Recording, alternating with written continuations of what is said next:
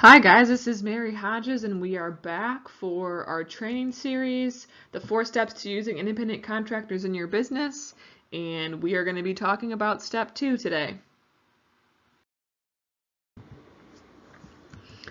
And step 2 is to avoid using the contractor on a full-time basis. And this step, like the last one, has an impact on both economic dependence and control.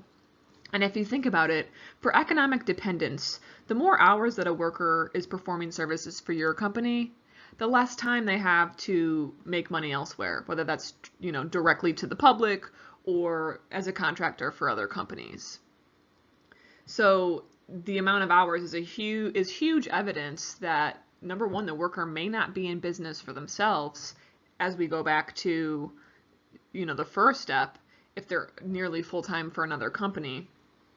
And number two, if we look at the control element, the more hours that somebody provides for you, it creates the assumption that the business has some level of supervision and control over a worker that's spending, full-time or close to full-time hours for a company. So again, this is a really important factor because it, impacts so many other factors in the analysis, because you're really restraining the worker's ability to make a living else, in other ways, or really operate their own business if the majority of their time is spent working for your business. So now that you know that you should avoid using contractors on a full-time basis, I want to give you some action items that you can implement right away. So if you're currently using contractors, I want you to go back and review how much time each contractor is working for your business each week. Are there any red flags? And if there are, can you scale back the hours? Now, you may have a situation where it looks like a contractor provided full-time or close to full-time services for you in a week, but if that might have been a one-off project for a contractor, they did the project for you and maybe you haven't used them in a couple months, don't really lose sleep over that. But if you have contractors that are consistently providing full-time services for you week in and week out, that's going to be a problem. And you'll need to see if there's a way you can structure it so that you can scale back those hours. And I also want you to weigh these results against the business questionnaire. So for contractors that are providing you full-time or close to full-time services, what were the results from that contractor's questionnaire? Does that contractor spend time, providing services to the public or other companies?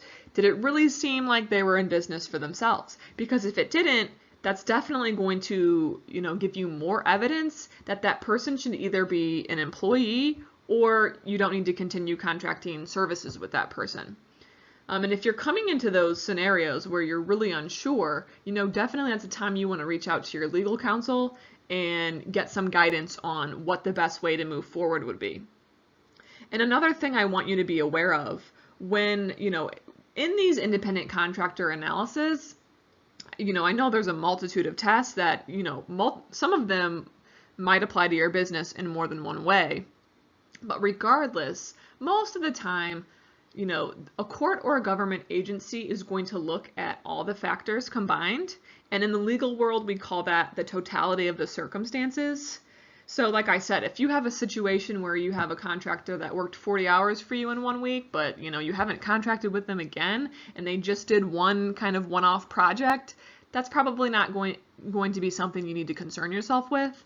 But if there's a contractor that doesn't have their own business, or maybe they claim they have their own business, but they're really not providing services for other people, they're mostly providing services for you, they're going to weigh all of these things together and look at how they're all connected. So, that's a really important thing to keep in mind here. And that's why, kind of using these steps together in the analysis and looking at economic dependence and control are going to really help give you a better picture of where you might need to make adjustments in your business practices. So, and if you are using contractors from here on out, so for new contractors, easy, don't give them full-time work. You've got the business questionnaire back, they're in business for themselves, you agree that this isn't going to be a full-time commitment or full-time job, obviously, so you're making sure you're giving them enough, Depending on what the relationship is, you might have one-off projects here and there that you use them for, but they're not working full-time for you.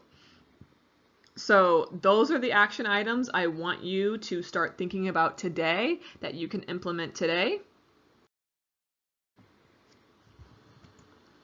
And for the next video, we are going to cover limiting the amount of control you have over a contractor's work, and we're going to discuss what action items you can take right away. So I will see you guys tomorrow.